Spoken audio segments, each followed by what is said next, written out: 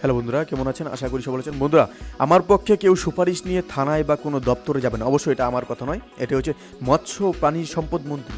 এরকমটাই কিন্তু আপডেট কিন্তু আমাদের সামনে চলে এসেছে। অবশ্যই আমরা বিস্তারিত আলোচনা করবো। তার আগে আপনি যদি এই চ্যানেল নতুন থাকেন তাহলে চ্যানেলটি সাবস্ক্রাইব করে আমাদের পাশে থাকুন, এরকম প্রতিনিয়ত রাজনীতির খবরগুলি সবার আগে পাওয়ার জন্য। তাহলে চলো বন্ধুরা, শুরু করা যাক। মৎস্য ও প্রাণী সম্পদ মন্ত্রী মোহাম্মদ আব্দুর রহমান বলেছেন, আমার পক্ষে কেউ কোনো ধরনের সুপারিশ নিয়ে থানায় বা কোনো দপ্তরে যাবেন না।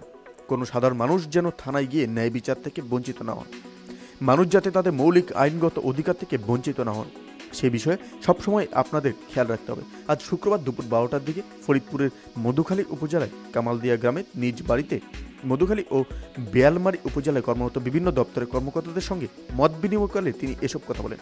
ফরিদপুর 1 আসনের সংসদ সদস্য মোহাম্মদ আব্দুর রহমান বলেন, থানায় কোনো পক্ষপাতিত্ব করা চলবে না, খেয়াল রাখতে হবে কেউ যেন অন্যায়ভাবে হয়রানির শিকার না হন।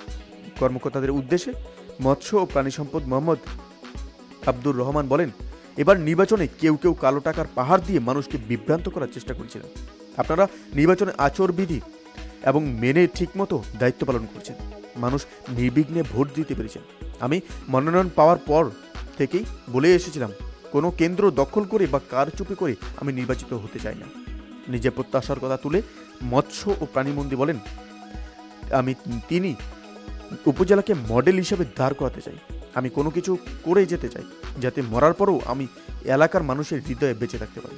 মত বিনিময় সভায় মধুখালী উপজেলার নির্বাহী কর্মকর্তা অর্থাৎ ইউএনও মামনুন আহমেদ, বোয়ালমারীর ইউএনও মেহেদি হাসান, মধুখালী থানার ভারপ্রাপ্ত কর্মকর্তা মোহাম্মদ মিরাজ হোসেন এবং বোয়ালমারী থানার ওসি শেখ সাদি সহ দুটি উপজেলার বিভিন্ন দপ্তরের কর্মকর্তারা সেখানে উপস্থিত ছিলেন। এই বিষয়ে আপনার মূল্যবান মতামতটি আমাদের কমেন্টে জানাতে বলবেন না। ভালো থাকবেন, সুস্থ থাকবেন, ধন্যবাদ। দেখা হচ্ছে পরবর্তী নতুন একটি কোনো ভিডিওতে। আপনি কোথা থেকে দেখছেন সেটিও আমাদের কমেন্টে জানাতে ভুলবেন না।